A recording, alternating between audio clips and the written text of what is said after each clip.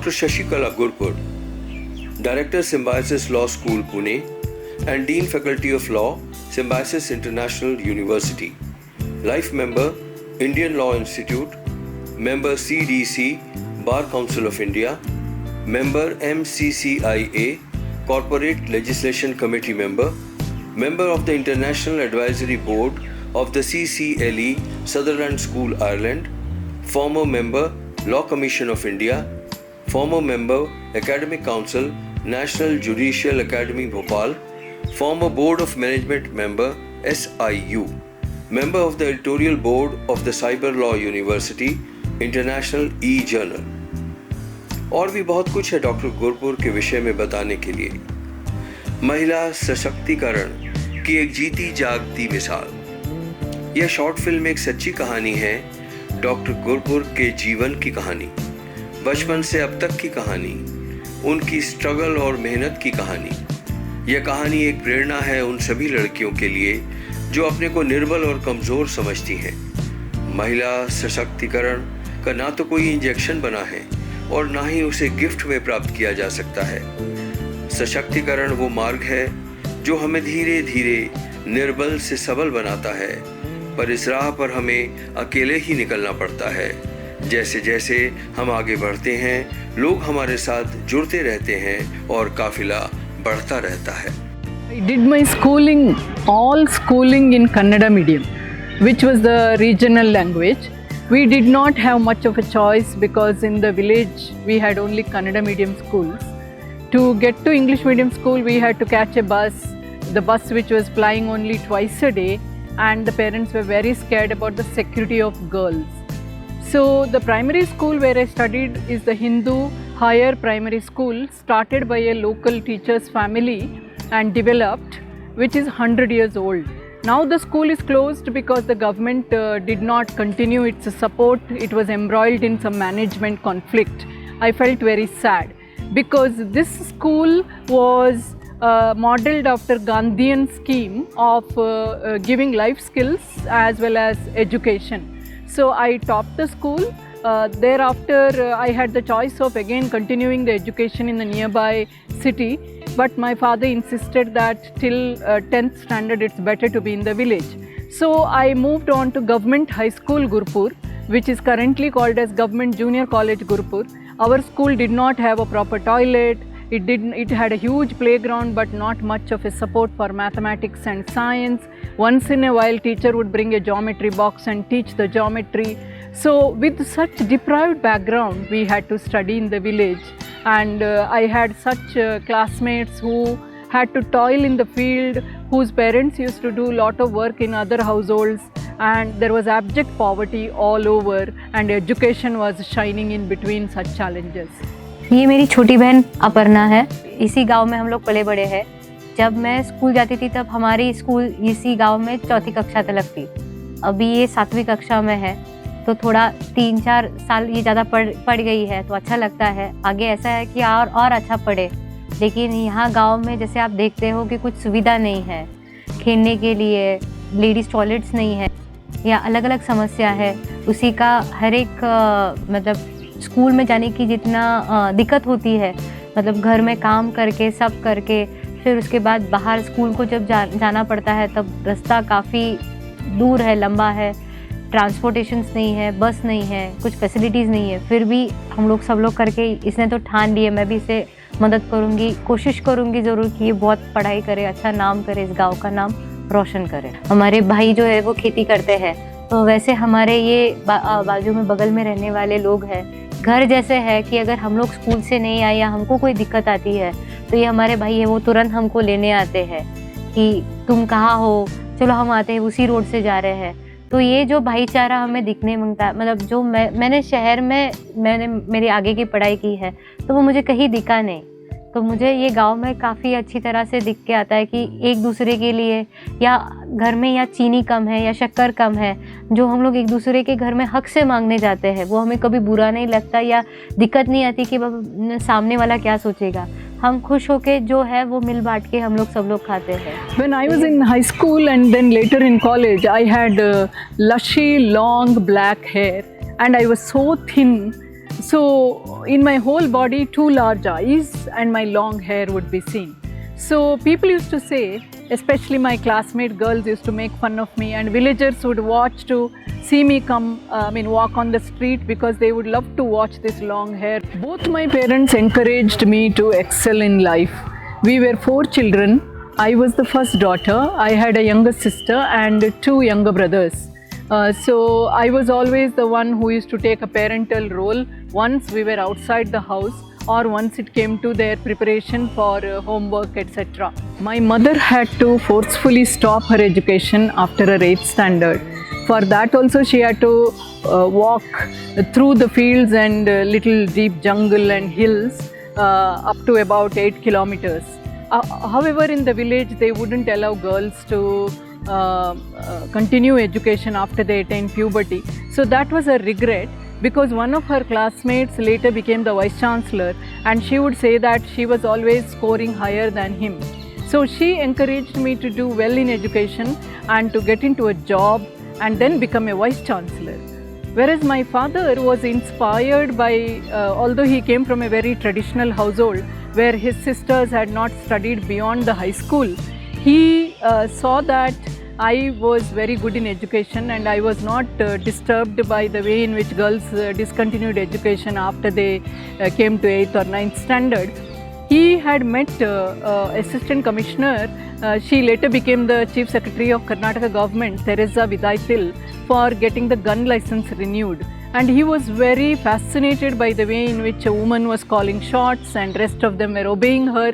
So he always inculcated that idea of rising to the top position and earning respect by power and by assuming leadership. So he said, do civil services or you do something to do with governance so that you can do public service, you can do good to the society. There should not be any limitation because you are a woman. In fact, more women should be doing this. I think his vision in the 60s and 70s came true in last 2 decades as far as India is concerned, although world was struggling with it for last more than centuries. The home was a home to all communities of the village, settlement of disputes, listening to people's sorrows. Even though we had reasonable amount of wealth in our house, we did not have too much to share. But then it was the duty, it was considered as the duty to listen to others, to respond to others, to not to worry about whether the money comes back or not, but to feed someone, to look after someone's illness. So I think that is that kind of highest level of compassion and social responsibility coupled with commitment to public service is what encouraged me to think differently and to look at empowerment from both outside and within. Because unless you are watching everyone around you and responding to them, you cannot be happy alone. You cannot be perfect alone. So that was the kind of home that I came from. So I was the first generation graduate on both sides, and I was the first lady to get into an employment, to do higher studies, to get a PhD. So I remember my Irish husband Tim Murphy asking my mother, how did you feel when Shashi got those 2 gold medals in LLM? And then your daughter finishing PhD. This was when I was finishing my PhD. My mother said that it was something as if I did. Her jubilation at all that was something that was very quiet, without being unfair to other children who did not scale those heights.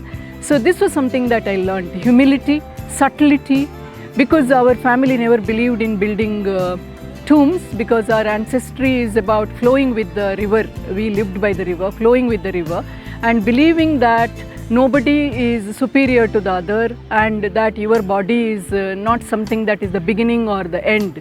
You are only continuing a tradition. You are only the message of God. So this humility and simplicity and subtlety are something that I cherish always as values, and I think that spontaneity is what is making us very close to nature and very close to listen to our inner voice. You know, I had many inspiration as I was growing up. Aside from my parents, I had the privilege of meeting such wonderful people in that little city called Mangalore. When I went to college, it was from the Kannada medium, a huge shift to science course. in English medium, fully English medium. We had to learn terms, terminology, sentence formation. But this college was also run by nuns, apostolic nuns. It was called St. Agnes College. So women running such an enterprise was something very inspiring. A shift to English medium was not easy. We had to learn terms, terminologies. I also had to battle with the very strong study system. My all-round involvement in culture, debating, etc. for a while came to a standstill, but then again I got back into dramatics, debating, etc. But this college, aside from encouraging me to combine spiritual life with the material success, academic success, also provided a forum to meet many people, yogis, and then some mentors. Mr. Janardhan was the one who inspired very strongly. He is no more. He was a product of Madras Christian College. His classmate was Ambassador Baglodi Devrao, Kushi Haridas, but another great academic who created the first regional resource center with Ford Foundation in Udupi, and lot of other connections. Mr. Janardhan believed in sharing his wisdom. His house had a library which was comparable to a university. So every day I would go and spend a couple of hours in his library discussing with him concepts from mathematics to music, from science to philosophy, from tantra to spirituality. So I was the only 20s kind of person there, teenage and 20s kind of person, whereas the whole crowd was 60 plus. So this in a way gave me the opportunity to clarify, to quench the curiosity which I had as a science person. I also had a very strong skepticism towards spirituality and God. So all these doubts and clarifications were a process. The second person who inspired me, again met through Janardhan, was not just one person but the whole mission of pastors and priests. He was a benefactor of many churches, he was a benefactor of many institutions. The first social work institution created in Mangalore had him as one of the 7 benefactors. And his very close friend was Sister Olinda Pereira, who just died last year at the ripe age of 97. She would not keep quiet. Her first aim was to create this institution. Once she trained a team, she left that and she went to do work with the aged, and then she was working with the orphans. She was working with the dispersed street side sellers. She was a person, a product of Nirmala Niketan Mumbai, who always took pleasure in serving others to make their life better. In Olinda Pereira's life, I saw service and justice and compassion as unending reservoir. After Sister Olinda Pereira, through Olinda Pereira, I met many others who were running non-governmental organizations, working with the government, working in difference, in the sense in a kind of difference to the government, with the resenting, trying to reform the society, trying to reform the law, advocating the causes. So one such person was Miss Rita Norona, whom I accidentally met. Now she's a doctorate, accidentally met in a bus journey. And Rita was hardcore feminist, once again a product of Nirmala Niketan and Tata Institute of Social Sciences. It was Rita who pointed me in the direction of reading feminist studies, but feminist legal studies was still new to me. So it was Dr. Ratna Kapoor, foremost feminist jurist trained in Canada and who is inspiration to many legal jurists, feminist legal jurists in India, whom I met in 90s, who changed my whole way of thinking about law. Now, during the law school days, I did not look at law as ending in court. I looked at it as interdisciplinary. So, Father William De Silva was one of the inspiration. I had Justice Santosh Hegde's father, Justice K.S. Hegde, then as one of the people who encouraged me to read more. As I was doing my studies in Mysore, the whole horizon of the mind changed. Mysore is a place which is very, very liberal, which had seen the king as well as the colonial administration. So Mysore had a beautiful blend of the British and the Indian and the dissident in Tipu Sultan kind of heritage and culture. So when I was a student in Mysore University, I had a brilliant teacher, Professor C.K. N. Raja as my professor, and Professor Ishwar Bhatt, who later became the Vice Chancellor of a couple of law universities, as my teacher. So this whole lot of teachers molded me. because PG students in law were always considered with reverence by other PG students, because we were seniors by age, we had a professional degree, and we would question things, we would guide people to think rightly. So I was shaped in Mysore as a perfect scholar and teacher. My dream in school days was to become a scientist and to lead as a scholar. But because of the circumstances of family disputes in our household, to lift the family out of this misery of conflict, I switched over to law. Before I finished my law degree, I had settled all those disputes outside the court. My mission was over. So then I went to do higher studies, and in my higher studies I discovered how law can be very much connected to life. That's the job that my professors did in connecting science, in connecting sociology, political science, literature to law. My professor C.K.N. Raja was a very accomplished poet. He was a distinguished writer and a great spiritual master. So I took shape under their guidance, and then I came back to Mangalore to start my career. And in my career I got, in the first year itself, a competition to guide. A student team was guided by me, which won the national award. That paved me to the way of things which are happening at national level in India under the leadership of Dr. Madhav Menon, who had just created this Bangalore National Law School. And it was through Dr. Menon invited me to join his team in Bangalore. And thereafter, he was my great inspiration as a mentor, as a teacher, as an institution builder, and as a reformer. Dr. Menon was the first to start the Judicial Academy. He was the first to start another law school. He was the first professor to be fully contributing to law reform in criminal justice. He was the professor who was always in the think tank. So he inspired me.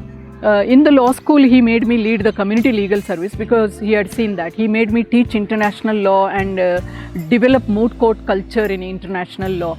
Dr. Menon invited an Irish professor whom I later married, and I went to Ireland, and it was Professor Tim Murphy and his family, which made me do a lot of self-correction and clarity in terms of my human rights, in terms of my respect for human dignity, the way in which we treat the children and the elderly.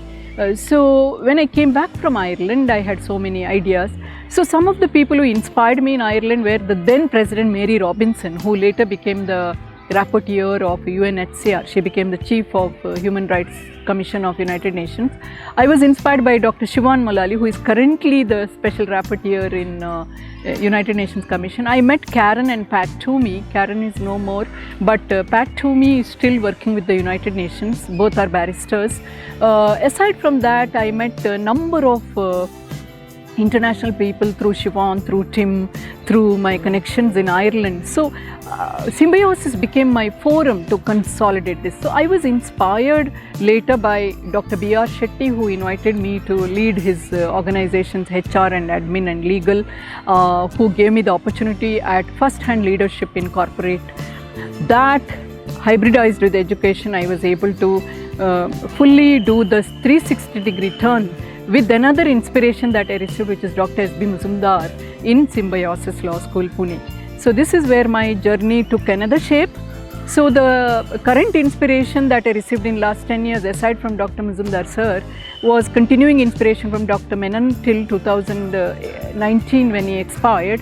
And then we had Dr. Veerappa Moily, who was a law minister from my hometown, who gave me the opportunity to be law commission member. And it is there that I met Justice Reddy, P.V. Reddy, another wonderful value-based judge who gave me so many ideas and opportunities to look at judicial reforms, court reforms, social survey-based law reform.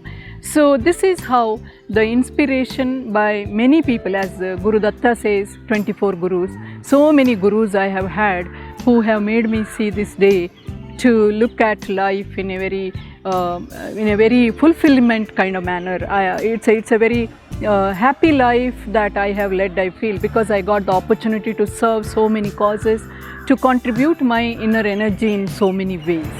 महिला सशक्तिकरण एक बेहद उलझा हुआ मुद्दा है। शिक्षा, रोजगार इसके जरिए जरूर हैं, मगर इनसे सच्चा सशक्तिकरण होगा ही ये कहना थोड़ा मुश्किल है। भारतीय समाज की सबसे दिलचस्प बात यही है कि आपका अपना परिवार ही सबसे पहले आपको आगे बढ़ने से रोकेगा। महिलाओं के मामले में, लड़कियों के मामले में ये और कट्टर हो जाते हैं। कितना पढ़ना चाहिए, कब शादी हो जानी चाहिए, कितने बच्चे होने चाहिए, कब बच्चे होने चाहिए, किस किस्म की नौकरी होनी चाहिए, परिवार को लगता है ये सब वो ही तय करें तो बेहतर होगा। ये बहुत हैरान करने वाला है, क्योंकि अगर आप इन लोगों से ये पूछेंगे कि क्या लड़कियों को नौकरी करनी चाहिए, क्या उन्हें पढ़ाई करनी चाहिए, तो वो हाँ में ही सर हिलाएंगे, वो कभी ना में जवाब नहीं देंगे आपको। मगर अगर आप उनसे ये भी पूछेंगे कि क्या लड़कियों को परिवार के लिए, बच्चों के लिए अपनी शिक्षा का, अपने सपनों का त्याग कर देना चाहिए, अपने करियर का त्याग कर देना चाहिए, तो भी वो हाँ में ही सर हिलाएंगे। शादी के बाद ये मुश्किलें और बढ़ जाती हैं, जहाँ पति को ये लगता है कि अगर वो नौकरी करने दे रहा है, अगर वो महिला जहाँ जाना चाहती है जाने दे रहा है, जो करना चाहती है करने दे रहा है, तो पति को लगता है वो बहुत मॉडर्न है और वो सब कुछ करने देता है अपनी पत्नी को। मेरा मानना है कि पुरुषों का ये सोचना कि उनके पास कोई रिमोट कंट्रोल है जिससे वो महिलाओं को कंट्रोल कर सकते हैं, यही गलत है। और जब तक ये सोच नहीं जाएगी, एक सच्चा सशक्तिकरण होना बहुत मुश्किल है। कानून, स्टेट, ये भी एक परिवार की तरह ही पेश आते हैं महिलाओं के मामलों में। जैसे कि अभी कुछ दिन पहले एक जजमेंट आया कि अगर महिलाएं सिंदूर नहीं लगा रही हैं, शादीशुदा औरतें सिंदूर नहीं लगा रही हैं, शादी से संबंधित और जो चिन्ह होते हैं उन्हें धारण नहीं कर रही हैं, तो वो प्रतिबद्ध नहीं हैं, वो शादी को लेके उतनी प्रतिबद्ध नहीं है। मेरी राय में ये पुरुष प्रधान समाज को ही दर्शाता है और कुछ तो ये है नहीं। हालांकि ये भी देखा गया है कि कभी कभी महिलाओं को सिर्फ महिला होने की वजह से कुछ गैर वाजिब फ़ायदे, कुछ प्रमोशन, नौकरियां, ये सब भी मिल जाते हैं, ऐसा भी देखा गया है। ये भी एक सत्य है, ये भी समाज का एक सच है। मगर हम महिलाओं को ये समझना बहुत ज़रूरी है कि ये भी एक पितृसत्तात्मक जाल ही है, क्योंकि ये हमें बार बार सिर्फ औरत होने का ही एहसास कराते हैं, चाहे आप किसी भी पद पे पहुंच जाएं, चाहे आपकी कोई भी शिक्षा हो। तो मेरा मानना यह है कि सिर्फ काबिलियत पे मिली हुई सफलता को ही हम सफलता मान सकते हैं और ऐसी सफलता से ही सच्चा सशक्तिकरण हो सकता है। अब हम सब कुछ सही होने का तो इंतज़ार कर नहीं सकते, इसलिए मेरी राय में हम सबको एक जंग जो है वो जारी रखनी चाहिए। अपने सपनों का, अपनी महत्वाकांक्षाओं का बलिदान नहीं देना चाहिए और एक औरत से परे, सभी रिश्तों से परे अपनी एक पहचान, अपना एक वजूद बनाने की जो जंग है उसे जारी रखना चाहिए। अंत में मैं यही कहूँगी कि हर लड़की, हर महिला इस देश में अपनी एक अकेली लड़ाई लड़ रही है और हम सभी औरतों को, सभी औरतों के साथ होना चाहिए। Women and children have been existing in a vulnerable state since a lot of centuries. When we look at our laws, when we look at our programs, when we look at our 5-year plans for that matter, we have been seeing that women as such, an empowerment has been happening since a long time. When we look at the 5th 5-year plan, which is from 74 to 78 for that matter, we saw there was a developmental shift. From welfare state, we became to a development state when it comes to women as such. Now, when we look at certain laws, our constitution got enshrined in 1950, which had certain principles of gender equality. Now, what were exactly those principles? These principles were enshrined in our preamble, in our fundamental rights, in our fundamental duties, as well as our directive principles of state policy. There was somewhere a sort of positive discrimination in favor of women that came into existence. That is what we saw in the developing years as the society dynamics changed. When we look at the constitution, after the constitution or post the constitutional era, we had 1956, which was the Immoral Trafficking Act. Now, what exactly is the Immoral Trafficking Act? It's an act basically that prohibits the immoral trafficking of a girl child, or for that matter a lady or a woman who has been trafficked from one state to the other, or for that matter even outside of the country. When we look at the further act, we come to the Dowry Prohibition Act, which came into 1966 for that matter. When we look at the Dowry Prohibition Act, it completely states that any person who is not only just giving dowry, but also a person who is receiving dowry is someone who is a person who is going to be wrongful in the eyes of law.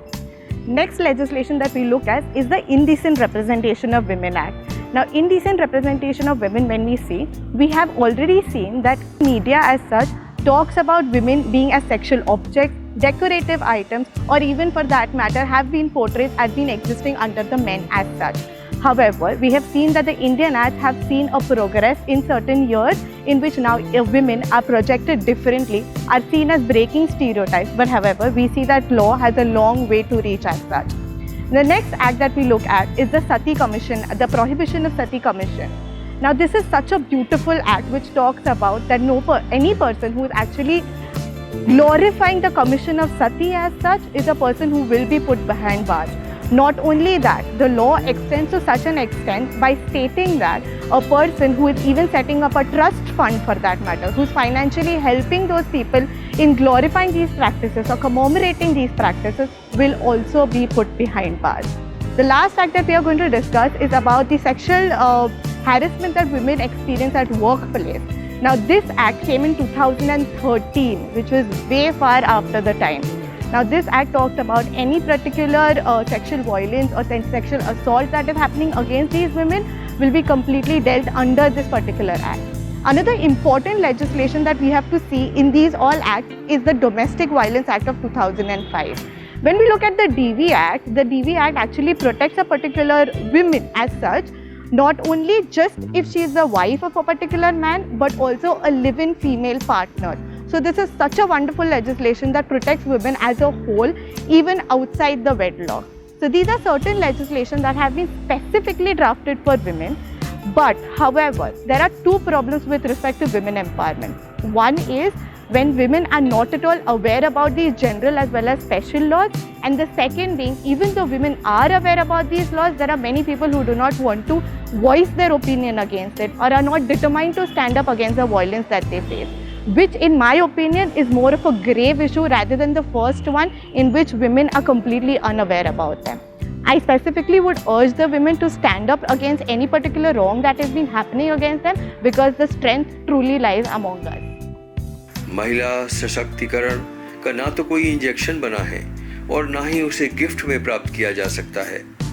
सशक्तिकरण वो मार्ग है जो हमें धीरे धीरे निर्बल से सबल बनाता है, पर इस राह पर हमें अकेले ही निकलना पड़ता है। जैसे जैसे हम आगे बढ़ते हैं, लोग हमारे साथ जुड़ते रहते हैं और काफिला बढ़ता रहता है।